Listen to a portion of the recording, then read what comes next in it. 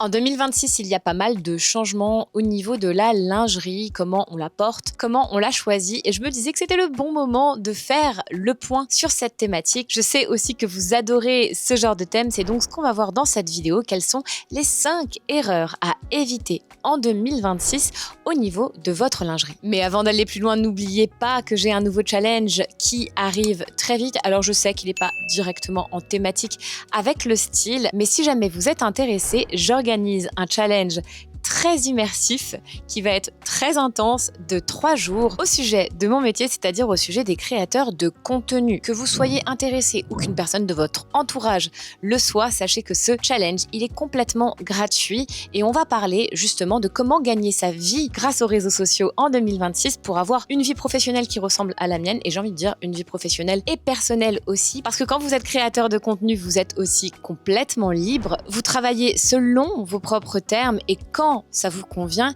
et vous pouvez aussi travailler de là où vous le voulez. Donc c'est quand même un gros plus de ce travail et c'est aussi pour ça que j'aime autant ce travail, pour la liberté que ce travail me permet d'avoir. Je vais tout vous expliquer, comment est-ce que je trouve de l'originalité dans les contenus que je vous propose, comment est-ce que je collabore avec les marques et comment je vis tout simplement de ce métier. Donc tout l'aspect organisation, monétisation, bref, c'est un challenge qui est gratuit et vous vous inscrivez juste en dessous ici. Attention, les places sont toujours limitées pour mes challenges. On m'a demandé s'il y aura des replays et non, je ne prévois pas de replay et j'en prévois jamais parce que je sais que la technique peut être aléatoire. Donc si vous avez envie de comprendre comment est-ce que je fonctionne aujourd'hui pour vous délivrer ce genre de contenu, pour poster tous les jours sur Instagram et pour être chaque semaine avec vous ici, alors vous pouvez tout simplement vous inscrire. Vous êtes toutes les bienvenues, hommes et femmes, puisque mon mari sera là aussi. Il va vous expliquer comment lui aussi, il gère sa vie de créateur de contenu sur une toute autre thématique. Donc c'est vraiment pas restreint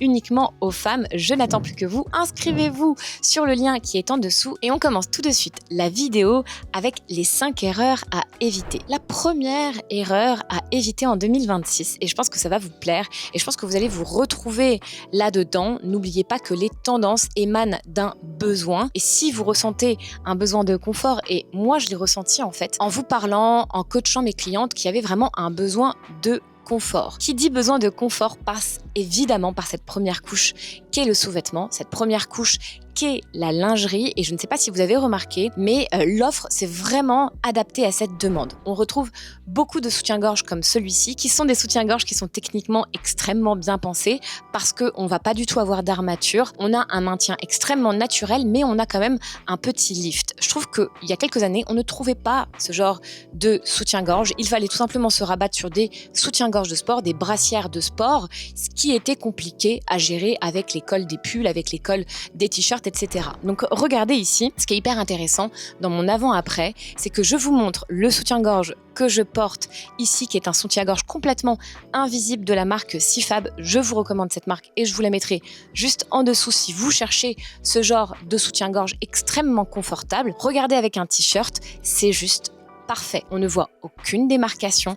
On a le petit lift de poitrine. Moi, je fais quand même un bonnet D, donc j'ai besoin d'avoir un petit lift au niveau de la poitrine. Il y a aussi des soutiens-gorge triangles chez eux qui sont mieux, plus adaptés, je trouve, pour les bonnets A, les bonnets B et les bonnets C. Celui-ci, il est hyper intéressant si vous avez un peu de poitrine parce qu'en plus, il est minimiseur, ce qui va dire qu'il va éparpiller, répartir la poitrine sur le buste et lifter un petit peu la poitrine, comme je le disais, pour atténuer légèrement la taille de votre bonnet et avoir un super rendu, même si vous portez des vêtements moulants. Je n'aime pas trop les vêtements moulants, vous le savez, je n'aime pas trop mettre en valeur ma poitrine, mon ventre, etc. Mais quand on a le bon soutien-gorge, ça fait tout. Regardez ce même haut porté avec un soutien-gorge corbeille, un soutien-gorge que j'ai déjà depuis un petit moment mais que je ne mets pas très souvent, je trouve que ça ne va pas. On a l'impression que la poitrine tombe vers le bas, pointe vers le bas, on voit toute la dentelle à travers et du coup c'est pas du tout adapté. Donc en 2026, on pense au confort avant tout et surtout là où on peut inclure du confort, on l'inclut sous nos chemisiers, sous nos pulls, sous nos mailles, sous nos cardigans, sous nos débardeurs avec des bretelles assez larges, ça passera crème. Maintenant, on va parler de la deuxième erreur qui est pour moi très en lien avec ce que je viens de dire. La deuxième erreur pour moi, c'est de gâcher sa tenue avec le mauvais soutien-gorge. C'est-à-dire qu'en fin de compte, le soutien-gorge, vous devez y penser après savoir exactement ce que vous allez porter. Donc vous choisissez d'abord votre vêtement et ensuite vous choisissez le bon soutien-gorge pour le vêtement. Regardez ici. Ce haut, franchement, je l'adore. Il est super sculptural, il a vraiment un super beau décolleté, il y a quelque chose de très moderne, de très atypique et pourtant, c'est un pull H&M que j'ai acheté il y a 3-4 ans déjà et je l'aime toujours autant, mais il demande un petit peu d'implication au niveau du soutien-gorge qu'on va choisir. Si on partait sur les soutiens-gorge que je vous ai montrés tout à l'heure, ça n'irait pas. Si on essaye avec le corbeil, eh bien ça ne va pas. Le corbeil, il peut aller avec des cols qui vont être carrés, qui vont être arrondis et un petit peu plus ouverts, mais là c'est bien trop ouvert pour même pouvoir supporter le corbeil. Donc regardez, ici, j'ai un bandeau. J'en ai pas 10 000 des bandeaux, j'en ai qu'un seul qui est de couleur noire et ça va passer très bien avec ce type de pull. Donc faites bien attention quand vous choisissez ce genre de vêtements. Oui, ça a énormément d'allure et ce serait vraiment dommage de s'en passer, mais oui, ça demande aussi de faire bien attention à ce qu'on va porter en dessous, potentiellement d'acheter un nouveau soutien-gorge qui serait parfait en dessous, selon la couleur du haut et selon le col du haut. Troisième erreur, acheter uniquement des culottes noires. Alors ça va poser un problème parce que si vous n'achetez que des culottes noires, ça va être compliqué de porter des pantalons de couleur, ça va être compliqué de porter des pièces claires, ça va être compliqué aussi de porter des pièces qui vont être un petit peu plus fines ou un petit peu plus moulantes parce qu'on va voir votre culotte. En gros, choisir la mauvaise culotte, c'est quoi? C'est prendre sa taille, voire un petit peu trop petit. Si vous faites ça mais que vous choisissez quand même la bonne forme et la bonne matière, on verra quand même votre culotte. Donc toutes les culottes qui sont trop petites pour vous, parce que peut-être elles ont rétréci au lavage, peut-être qu'elles ont fait leur temps, peut-être aussi que vous avez pris un petit peu de poids, vous ne pouvez plus les porter au quotidien. Elles sont visibles, elles se voient. J'en vois tous les jours autour de moi des femmes qui ne portent pas la bonne culotte et ça pour moi c'est vraiment une erreur de base. Donc qu'est-ce que vous devez faire? Vous devez prendre un petit peu plus grand, c'est-à-dire une taille au-dessus de ce que vous portez. La plupart du temps, les matières sont stretch de toute manière, donc la taille a peu d'importance. Vous devez être bien dans votre culotte et surtout, elle ne doit pas être trop étriquée parce que dans votre tête, vous vous dites non mais moi je fais du M, je reste sur du M, je vais pas porter du L, ou ça peut être pour toutes les tailles, et ben moi je fais du L, je fais pas du XL. Ne portez pas la même taille de pantalon que de culotte parce que sinon ça va se voir et on essaye, comme je disais, pour avoir le rendu le plus naturel et le plus élégant d'avoir une culotte qui sera complètement invisible. Donc au niveau des matières, on optera pour du microfibre. Notez aussi qu'il y a du microfibre façon dentelle qui reste hyper féminin mais qui est tout à fait invisible. On optera aussi pour du modal stretch, c'est vraiment une matière parfaite pour vos culottes. Et puis bien sûr, on opte pour des bords bruts. Si le bord et la couture sont trop épais, ça va aussi se voir. Donc c'est ok pour la nuit avec un pyjama, bien sûr, on va dans le coton confort. Mais par contre, sous vos vêtements du quotidien, c'est vraiment pas ce qu'il y a de plus idéal si on opte toujours pour cette idée d'élégance, cette idée de simplicité et ce côté invisible. Quatrième erreur, pensez que la lingerie est un sous-vêtement, c'est-à-dire un vêtement qui ne se voit pas. C'est vrai. Vu qu'on vient de le voir, on cherche le côté invisible, mais si on a envie d'apporter quelque chose à son style, on peut aussi rendre sa lingerie visible. Je vous en ai déjà parlé plusieurs fois et je reviens beaucoup de fois là-dessus. L'une des pièces phares de ma penderie, c'est mon débardeur nude. Et j'ai tilté sur un truc hier et je me suis dit en fait, ce débardeur nude, il me sert depuis des années et des années. Ça fait 10 ans que je l'ai, je l'avais acheté chez Bache à l'époque. Il me sert vraiment j'ai envie de dire presque toutes les semaines, c'est l'une des pièces que je porte le plus de ma garde-robe. Mais ce qui fait que je l'aime autant, c'est que ce débardeur, il est en soie. Il est dans une matière satinée et il a un petit peu de dentelle au niveau du décolleté, ce qui lui donne cet aspect lingerie. Donc non, les débardeurs nude façon microfibre lingerie qu'on va trouver chez Uniqlo n'auront pas le même effet, n'auront pas la même délicatesse, n'auront pas ce féminin qu'on peut avoir avec une pièce qui sera satinée, qui aura un esprit lingerie comme celle-ci. Ce que j'adore avec ce débardeur, évidemment, et je vous le dis tout le temps, c'est que ça va en dessous de tout. C'est une pièce qui est juste parfaite en dessous de vos cardigans, en dessous de vos blazers, en dessous de toutes vos vestes.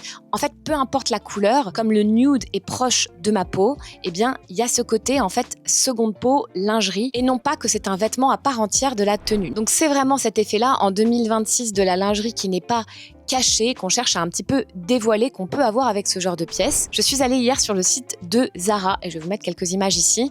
J'ai vu qu'ils faisaient des robes caraco, qu'ils faisaient des shorties caraco, qu'ils faisaient des jupes caraco qui vont venir se porter avec des pièces bien plus modernes, des pièces bien plus masculines, des pièces qui vont prendre beaucoup plus de place. Et c'est aussi comme ça qu'on joue sur ce côté ultra romantique, un petit peu rock, un petit peu rebelle, qui est vraiment dans l'air du temps. Donc vous n'avez pas besoin de dépenser des 1000 et des cents dans des vêtements en soie si vous n'avez pas le budget, bien que franchement je vous le dis, c'est un bon investissement. Vous pouvez aussi aller vers des matières qui vont être synthétiques mais satinées et qui rempliront exactement le même rôle dans votre tenue. La cinquième et dernière erreur, c'est de porter du collant cher. Et ça va aller en 2006, en 2016 et en 2026, je suis hyper stricte sur ça. Je n'aime pas le collant cher, à part peut-être pour une cérémonie avec une robe extrêmement compliquée et des chaussures compliquées et que voilà, vous avez vraiment envie de corriger votre jambe, vous pouvez le faire. Mais sinon, dans le quotidien, pourquoi opter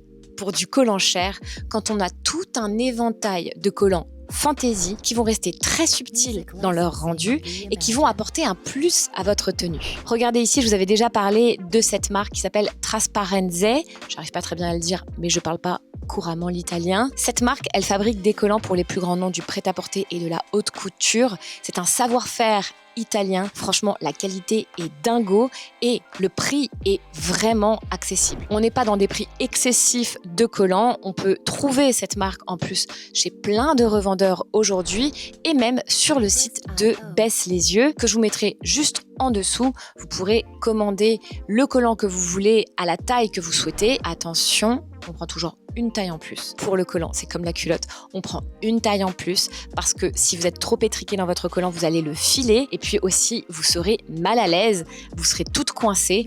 On a dit qu'on pensait confort en 2026, donc on va jusqu'au bout. On prend une taille en plus pour ces collants. Alors moi, je vais vous faire une tenue à travers ce collant plumetier. Ça fait des années et des années que je porte du collant plumetier et j'adore. Je trouve que c'est vraiment la petite touche qui va faire toute la tenue. Regardez ici, simplement avec un pull, avec une jupe, avec un manteau de mi-saison et une paire de mocassins. Ce que ça vient apporter ici comme énergie dans notre tenue, c'est un petit détail, c'est un peu comme les bijoux, c'est un petit détail, ça prend pas beaucoup de place, c'est tout petit, mais ça a un fort impact. Donc non, le collant cher n'est pas un indispensable. Par contre, le collant plumety avec des pois noirs ou pourquoi pas des pois nude de la même couleur que le collant, ça se fait aussi et c'est vraiment très joli. Pourquoi pas des dentelles nude, pourquoi pas des petits motifs qui vont être discrets mais qui vont vraiment parler de vous, parler de qui vous êtes, vous apporter aussi de la joie parce que s'habiller, c'est avant tout ça, c'est se plaire à soi et c'est s'entourer de choses qu'on aime et qu'on revêtit sur soi. J'espère vraiment que cette vidéo vous aura plu. N'hésitez pas à cliquer sur le lien